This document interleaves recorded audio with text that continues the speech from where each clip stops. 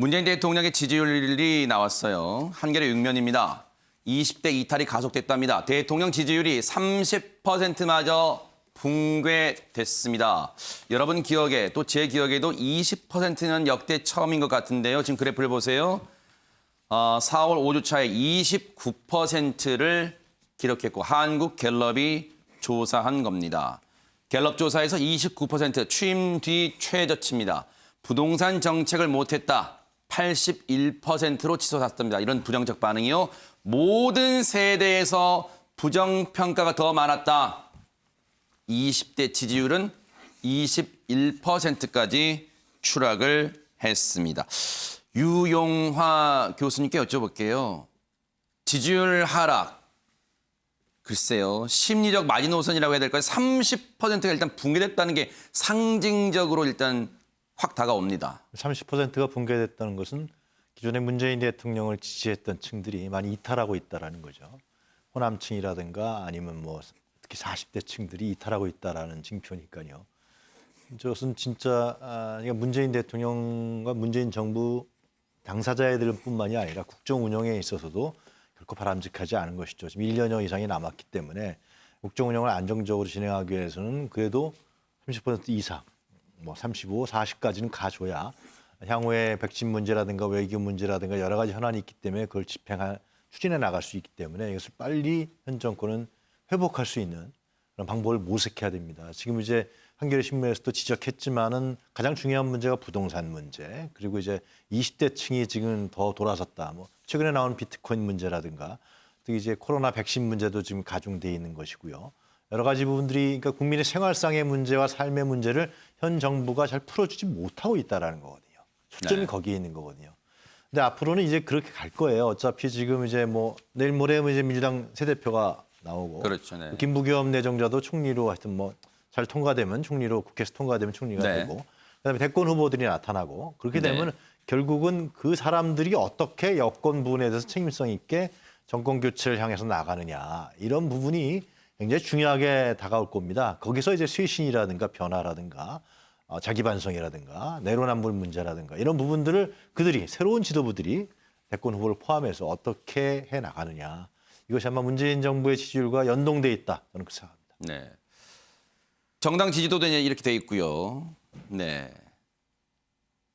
지금 이 민주당은 정당 지지율은 약간 오늘 소폭 상승했고 국민의힘은 보합세입니다. 그리고 나머지 정당도 저런 모습 보이고 있고요.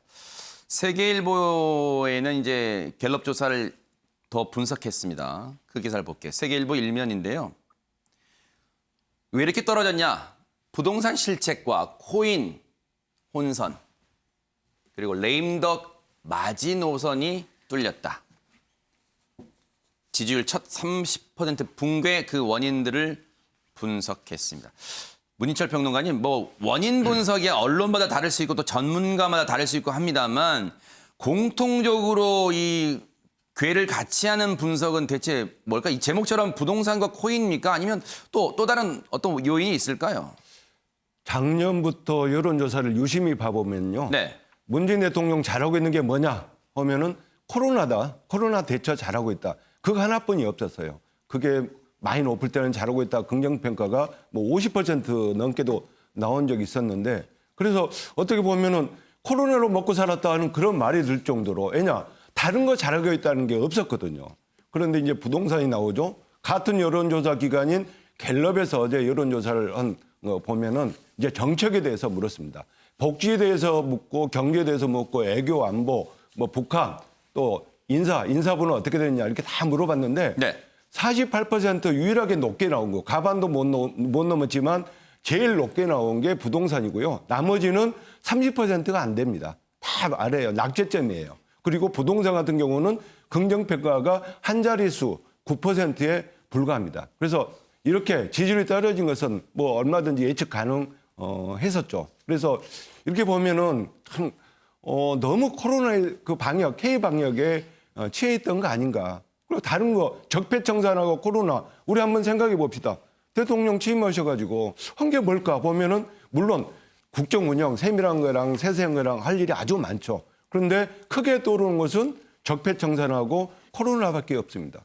국민 이렇게 막 반으로 나눠놓고 막 편가르기 하고 또 무슨 문제만 생기면 항상 전임 정권 탓만 하고 그 내로남불이 얼마나 또 그 외신까지 그 말이 나올 정도로 그대로 인용할 정도로 이렇게 우리나라의 그 현 정권의 어떤 태도를 모습을 그대로 비춰줬잖아요. 그래서 지금이라도 저는 청와대에서 또 대통령께서 조금 획기적인 방안을 냈으면 좋겠어요. 네. 그냥 여론 듣고 하겠다. 지금 여론 다 나와 있습니다. 다 나와 있는데도 그 본인 말씀을 안 하세요. 그럼 여론대로 오면 여론대로 맞춰서 저는 했으면 좋겠는데 정말 왜 말씀 안 하시고 네. 그러니까 자꾸 뒤로 숨는다는 표현까지도 나오는데 좀 당당하게 아직 1년 남았으니까 대한민국을 위해서 조금 일을 했으면 좋겠습니다. 자, 이런 가운데 앞서 잠깐 얘기 나왔습니다만 이제 며칠 있으면 이 민주당의 새 당대표가 선출됩니다. 그 얘기를 좀 해볼게요. 중앙일보 3면 기사를 볼게요. 민심보다 당심이다. 민주당 대표 경선 강성 지지층 끌어안기 경쟁을 하고 있다. 뭐라고 하느냐? 문자 폭탄. 이른바 강성 지지자분들이 어떤 사안에 대한 발언이 있을 때마다 막 의견을 보내잖아요. 문자로. 근데 그게 폭탄 수준이다. 막 여러 문자를 보낸다는 거예요. 문자 폭탄. 자유로운 당원의 의견이다. 이런 얘기를 하고 있습니다. 한국일보 5면도 잠깐 볼게요. 한국일보 5면 보면 거의 비슷한 겁니다. 민심이다. 소중한 자원이다. 문자 폭탄 감싼 여당의 당권 주자들. 자, 5월 2일 이제 전당대회니까 오늘 1일이니까 내일 이제 선출됩니다. 그런데 이 강성 지지자들에 대해서 하나같이 이런 의견들을 냈어요. 실제 후보자들의 목소리 한번 들어보시고 이어가 보도록 하겠습니다. 강성 지지자들의 문자 폭탄도 민심으로 받아들여야 되는 건지.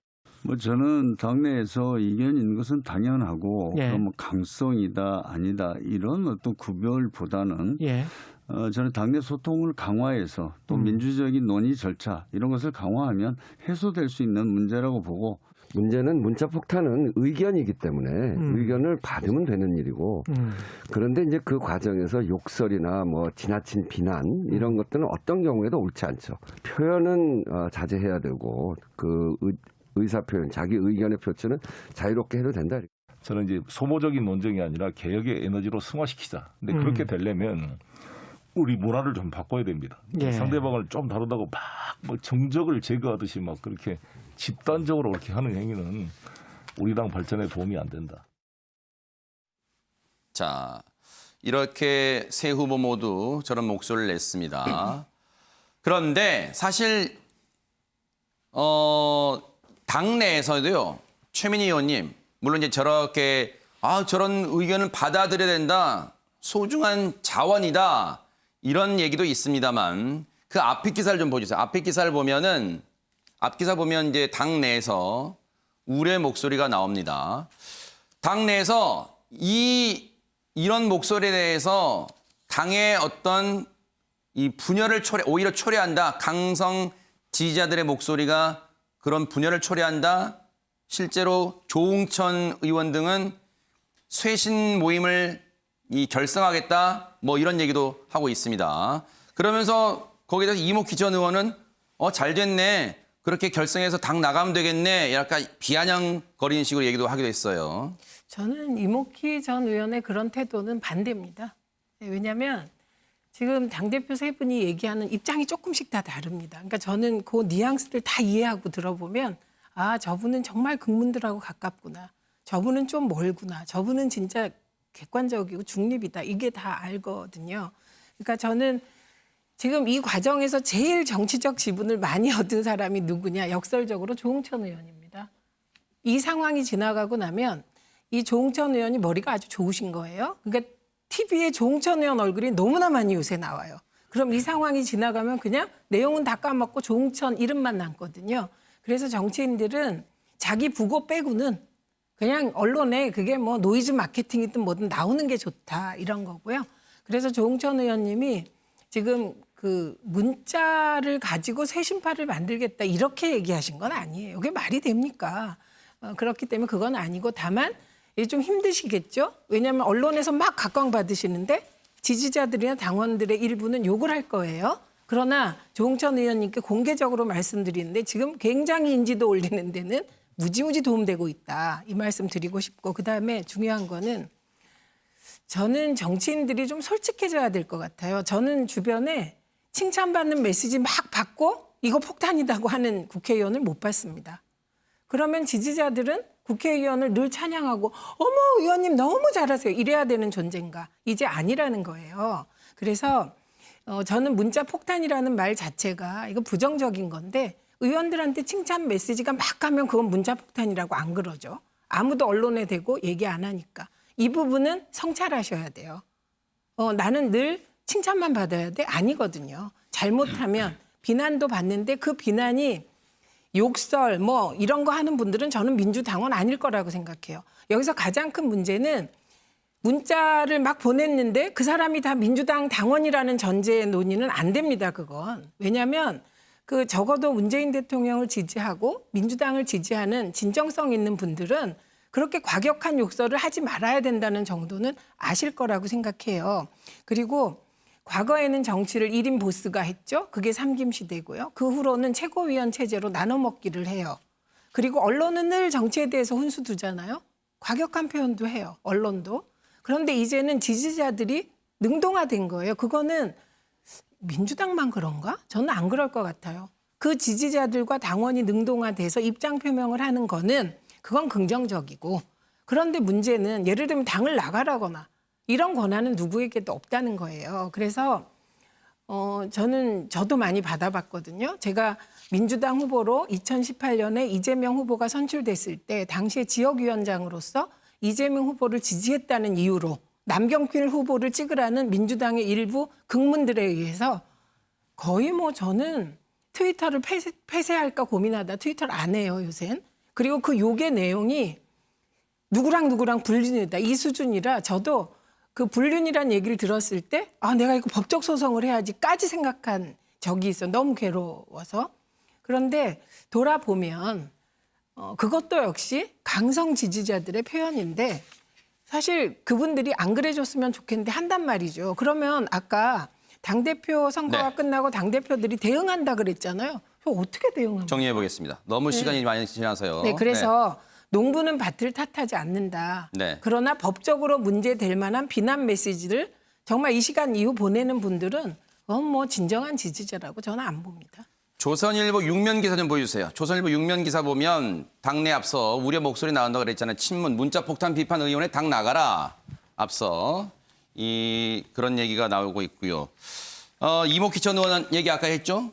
조홍천 의원이 쇄신파 의원들을 모으겠다고 하는 것을 두고 신속하게 만들어서 함께 당을 떠나면 민주당의 정체성이 한결 바로 설 것이다 이렇게 했고 더 이상 문자폭탄 용인해서 안 된다는 목소리 박용진 의원이 당이든 어느 조직에서든 일부가 좌지우지하는 건 위험천만한 일이다 이렇게 얘기를 하기도 했습니다. 그런데 과거에 문재인 대통령이 후보 시절에 이런 얘기를 하기도 했습니다. 그 얘기도 마저 들어보시고 이어가 보도록 하겠습니다. 그런 일들은 치열하게 경쟁하다 보면 있을 수 있는 일들이죠. 저는 우리 경쟁을 더 이렇게 흥미롭게 만들어주는 양념 같은 것이었다고 생각하고요. 문제는 그런 치열한 경선을 거치고 난 이후에 어떻게 승복하고 하나가 되느냐라는 것인데 우리 안희정, 이재명의 최성 후보님들은 이미 그런 자세를 갖추신 다 훌륭한 후보님들이다 하는 말씀을 드립니다. 저 발언 당시 회자됐어요. 양념 발언. 네. 그 문재인 대통령 당시에 저 문자 폭탄이요. 저건 대부분 친문들이 한 거예요. 그러니까 문재인 당시 후보에게 되게 유리한 그 문자 폭탄이잖아요. 그러니까 저렇게 말씀하신 것 같아요. 근데 사실은 우리가 그 당원들은 그 입장을 표명할 수 있습니다. 저렇게. 근데 이제 핵심은 뭐냐면 그 당원들이요. 진짜 당이 어려울 때는요. 참아요. 또 참아요. 그 제가 이번에 놀랬던 게 뭐냐 한 가지만 짧게 말씀드리면 그 김종인 비대위원장 그 시절에 그 비대위원장에 대해서 정말 우리 강성 당원들이 다 불만이 너무너무 많았습니다. 그렇지만 그 지방선거 아니 보궐선거 승리를 위해서 참았습니다. 네. 네. 과연 이런 강성 지지층에 대한 게 여야 다 고민일 거란 말이에요. 앞으로 또 어떻게 흘러갈지 지켜보도록 하겠습니다. 아침의 멸경 여기서 마치겠습니다. 고맙습니다.